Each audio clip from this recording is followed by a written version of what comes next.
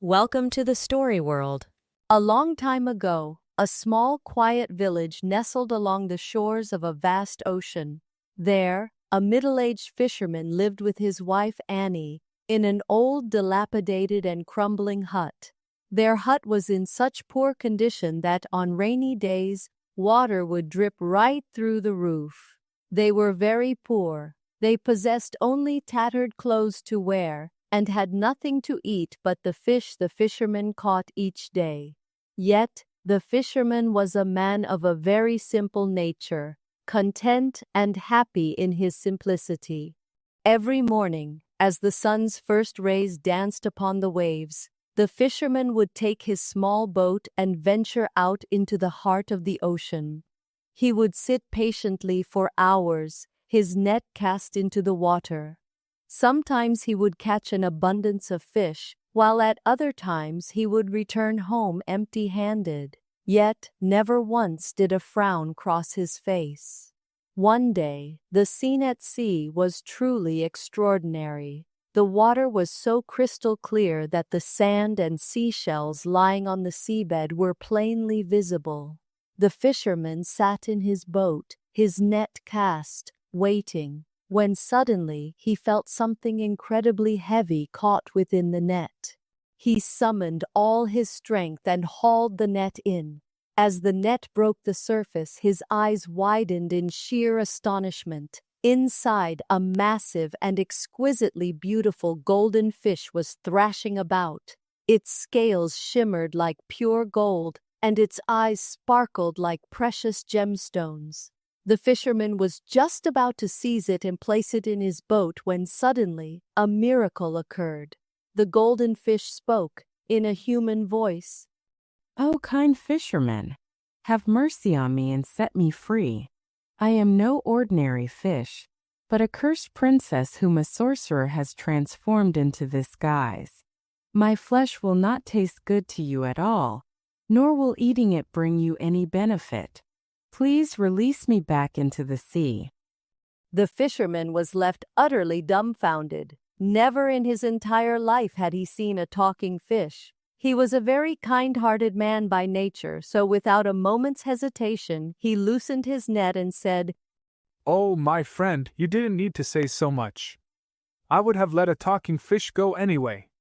Go on, go back to your family." The golden fish thanked him and vanished into the depths of the water. When the fisherman returned home empty-handed, he told his wife Annie about this wondrous event. Annie, who was by nature very greedy and ambitious, flew into a furious rage the moment she heard the story. She screamed, "What a fool you are! You let a magical fish go without asking for anything in return? Can't you see that we live in this filthy, stinking hovel? You could have at least asked for a proper house. Go back right now and tell that fish that we want a beautiful, sturdy house to live in." The fisherman did not want to go back to the sea, for he felt it was wrong to ask for something in return for a good deed. But he stood no chance against Annie's stubborn insistence. With heavy steps, he made his way to the seashore. The seawater had now turned slightly murky. He called out, "Oh, magical fish, please hear me. My wife, Annie, has dug in her heels. She is forcing me to ask for something I do not wish to ask for." The fish emerged from the water and spoke in a calm voice. "Tell me, fisherman, what is it that your wife desires?" The fisherman replied fearfully, "She has grown tired of this hovel and wants a beautiful house." The fish spoke softly. "Go, she has it."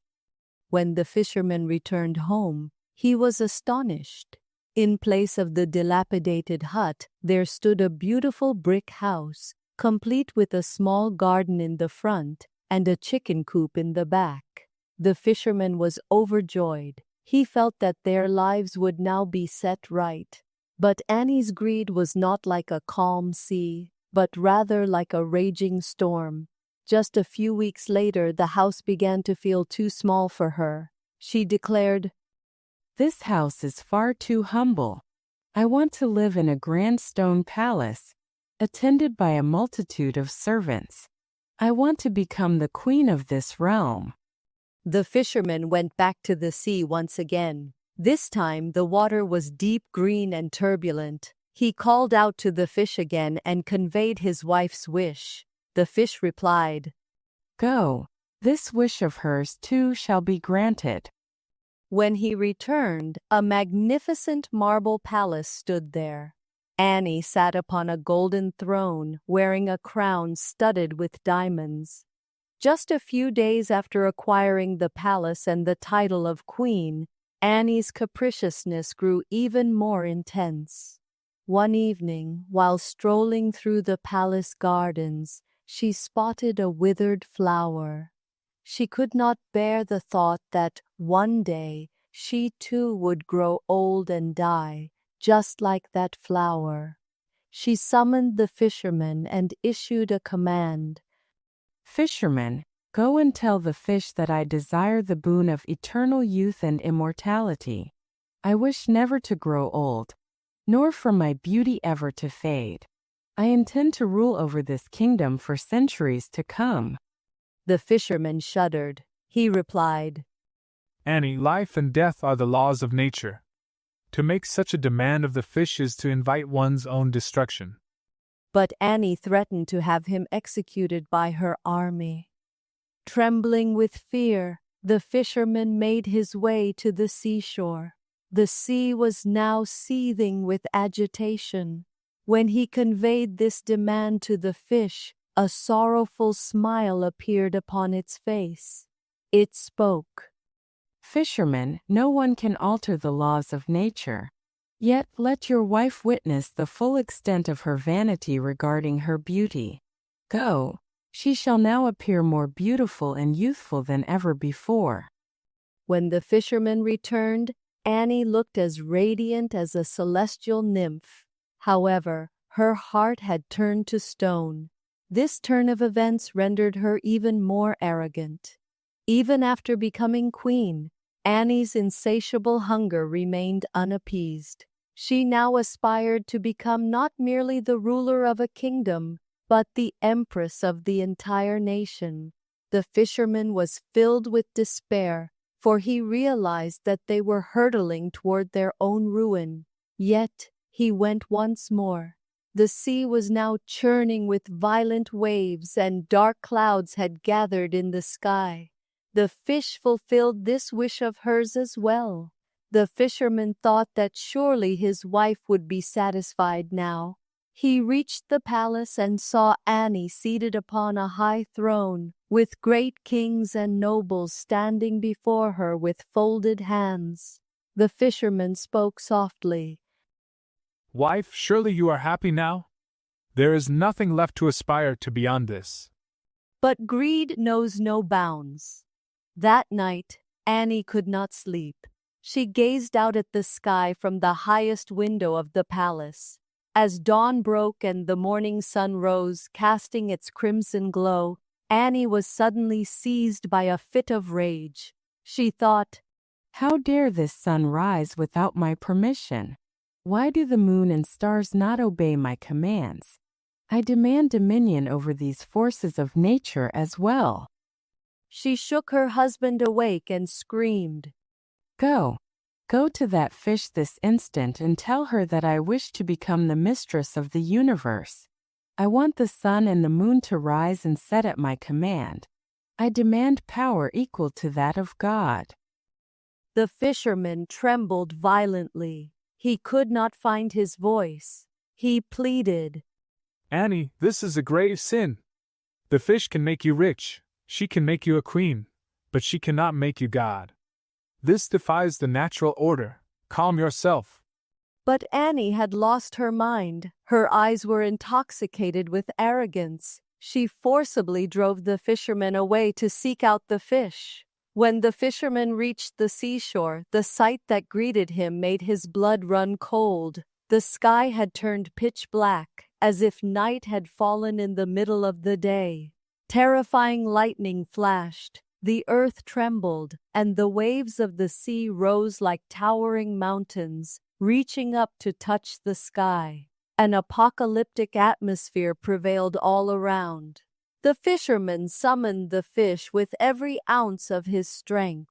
The fish emerged from amidst the waves. This time her eyes held none of that former compassion or sparkle. They were cold and deep. In a stern voice she asked, "What does she want now?" Hanging his head in shame, the fisherman replied in a low voice, She says she wishes to command the sun and the moon. She wants to become the mistress of the universe and possess the power of God. The fish took a cold, deep breath and simply said, "Go. She has returned to that very same old hut from which she came." The fisherman ran back amidst the fierce winds and rain. As he drew near, he saw that there was no marble palace, no guards, no gold, no gardens, and no servants. Standing there was only that same old, dilapidated, foul-smelling, and rickety hut. His wife, Annie, sat once again on that same old threshold, clad in the same tattered clothes. All her grandeur, her beauty, and her arrogance had crumbled into dust. They had returned to the very place where this story began. This story teaches us, excessive greed always leads to a destructive end. One must learn to find contentment in what one already possesses. Human desires must have limits. Challenging the laws of nature and divine power inevitably leads to one's downfall. To offer nothing but demands in return for kindness, and to lack gratitude for the blessings received, ultimately leaves a person isolated and destitute. Please like, share, subscribe, and comment. Also press the bell icon.